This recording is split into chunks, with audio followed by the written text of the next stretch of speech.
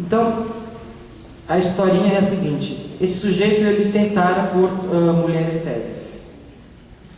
Quanto mais séria, mais ele deseja essa mulher. O que ilustra muito bem a ideia da mulher impossível.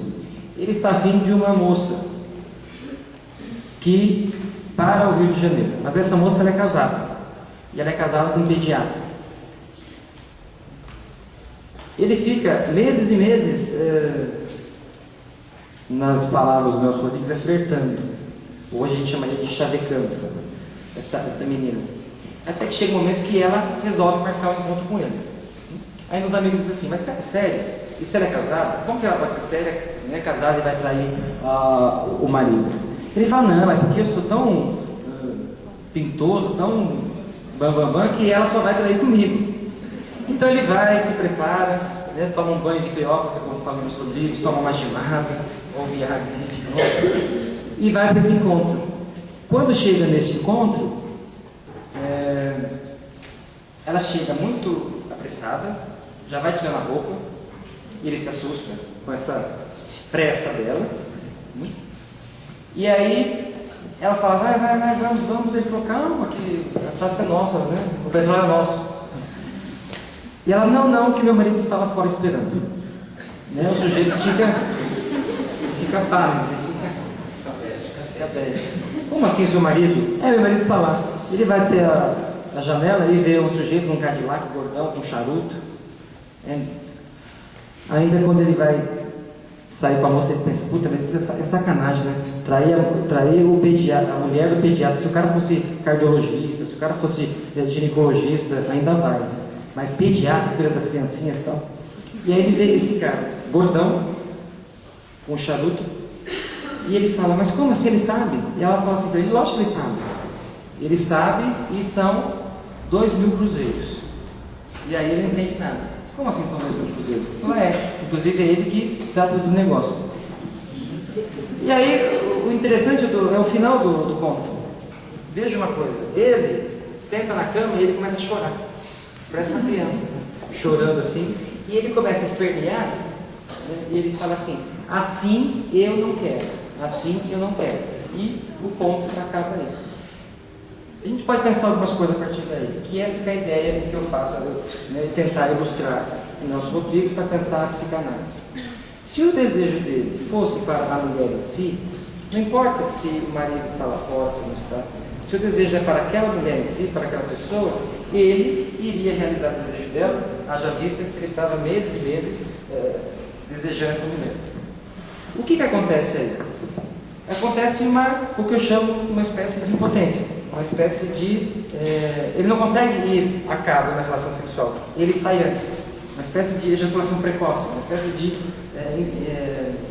uma impotência. Por quê? Então, se o desejo dele é investido na mulher, pouco importa quem está lá, ele iria levar a cabo a relação sexual.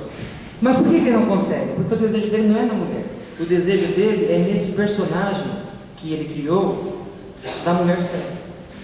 Quando esse personagem da mulher séria, quando esse véu cai, ele entra em contato com a cassação, ele entra em contato com a falta. Se não existe esse personagem, pronto, não existe mais desejo. Então o homem não deseja a mulher em si, ele deseja o personagem que ele cria e que ele investe na mulher.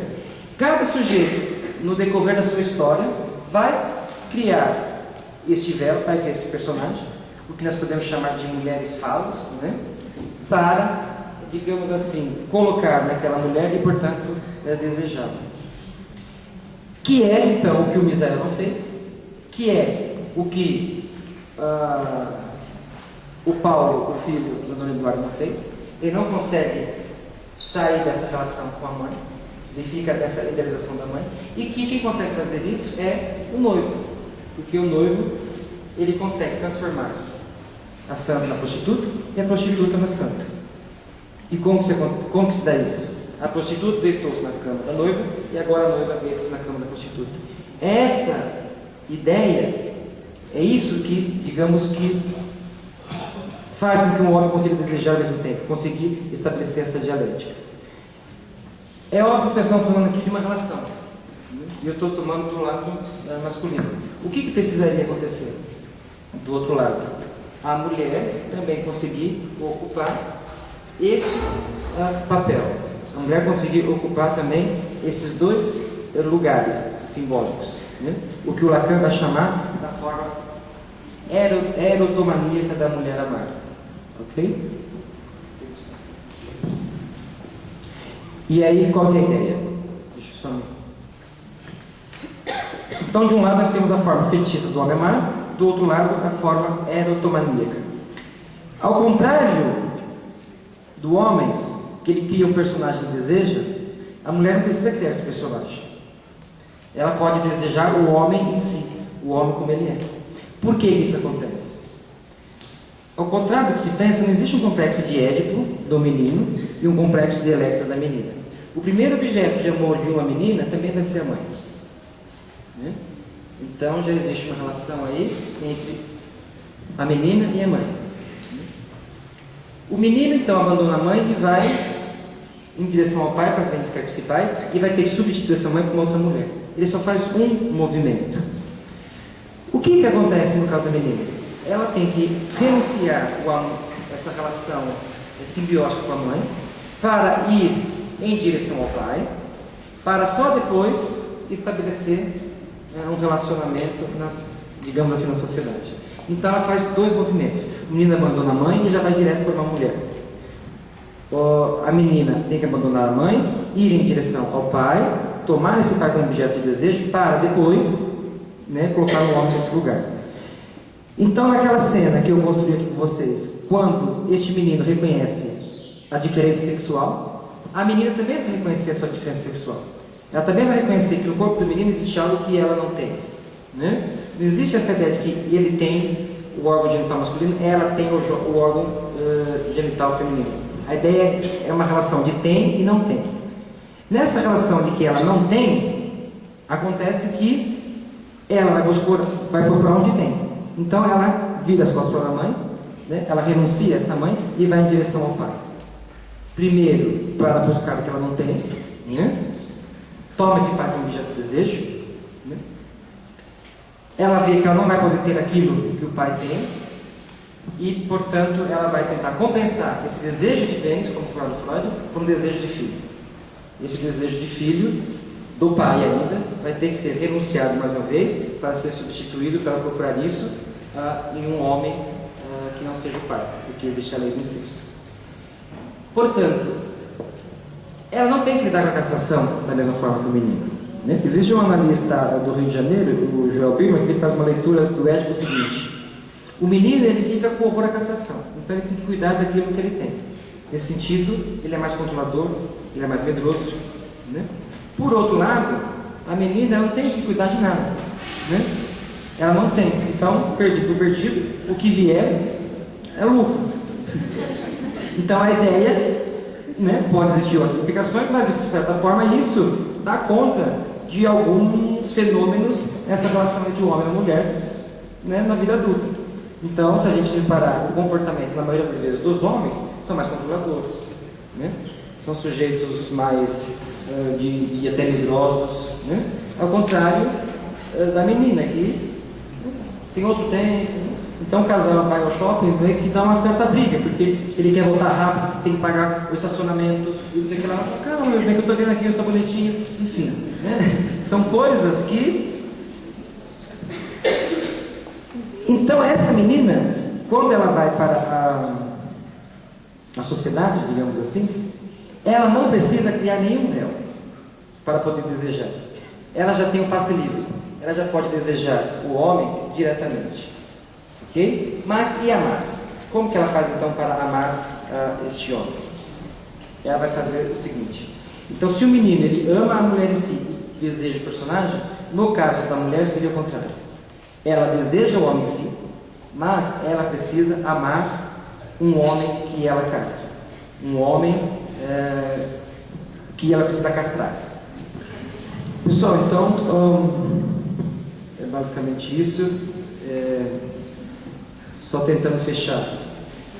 A ideia então é tentar representar com esses fragmentos de cena da peça, essa relação ambivalente que o homem estabelece com a mulher, né? Então, por excelência, ele coloca ou santa ou prostituta, não existe meio termo, ou é isso ou é aquilo. Hoje de manhã eu conversava com uma professora do teatro, numa instituição que eu trabalho, e que ela dizia, e olha que eu nem falei que eu ia falar disso hoje, que ela dizia o seguinte: